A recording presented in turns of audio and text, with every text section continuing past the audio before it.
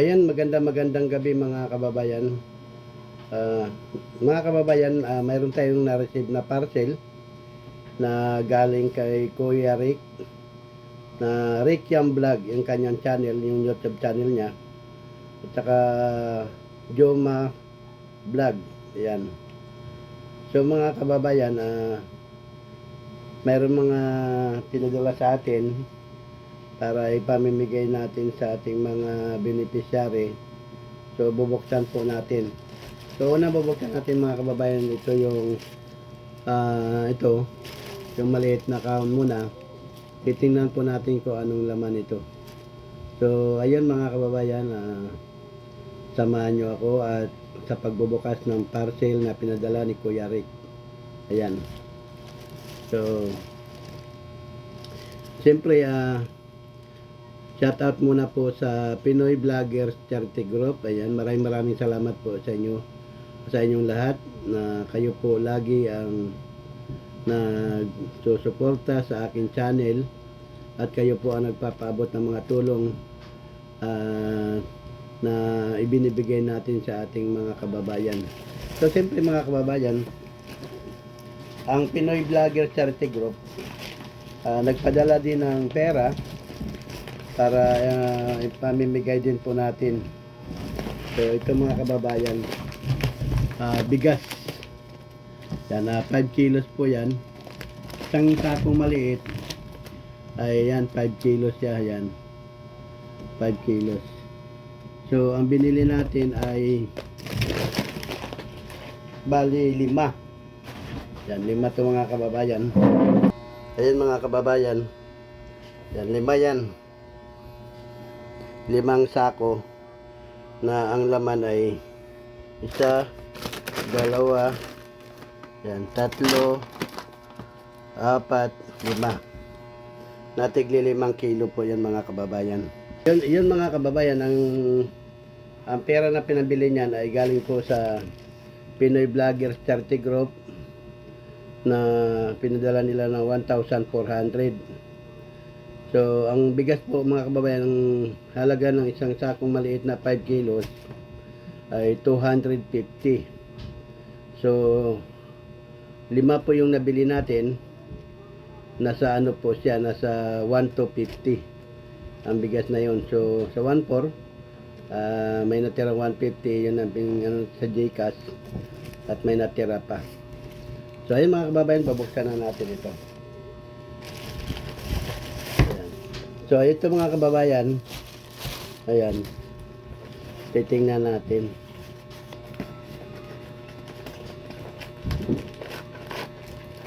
So ay solar. Ito mga kababayan, solar. Ayan. Ito yung panel board niya. So ito yung wire, ano. So ito. Siyempre, ayan, may remote. Ayan, may remote din siya. At may mga ano siya mga kabayan, no? May mga holder siya na kung saan pwede siyang, kung saan ilalagay, no? Ito yung mga ano niya. Saka nandito na rin pala yung battery. Yan, may battery. May paso, may ano, 2 pirasong battery. Saka may mga tornilyo siya, yan, no? So ito mayroon siyang manual. Yan, may manual siya, oh. And ito yung manual. Yan, solar lights, product installation instruction. Ito may instruction siya rito. So, ito naman po yung remote. Lagyan natin ito ng battery. 2 battery. Yan, buksan na natin ito mga kababayan. So, ayan, itong battery 2. So may mga ano pa siya, yung pang-install ng ano, para pang-install nito yung holder ito. Yan. Dito hindi ko alam kung saan ilalagay yan. So lagyan natin ng battery. Testingin lang natin ito mga kababayan.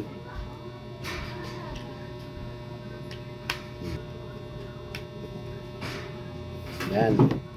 So ito, itap lang natin to.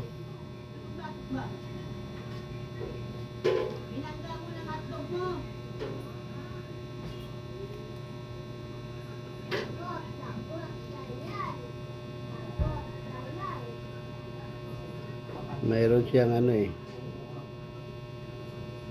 Yan.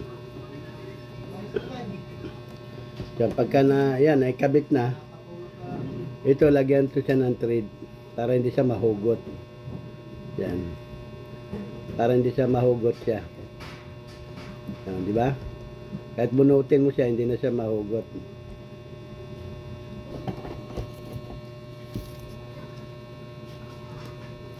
Parang ano, baka wala pang charge.